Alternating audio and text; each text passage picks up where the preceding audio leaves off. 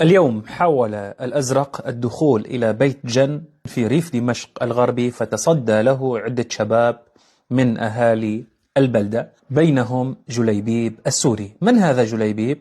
هو حسن عبد الرزاق السعدي. اليوم مفروض يكون عرسه لحسن.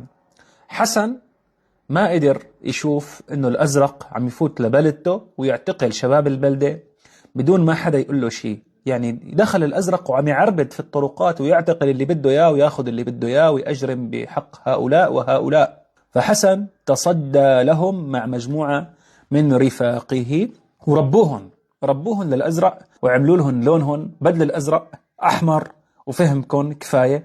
وهذا فيديو من الشيء اللي صار من تليفونات وتصوير الأزرق، وشوفوا كمية الرعب والهلع اللي عايشين فيها جماعة الأزرق. شوفوا الفيديو.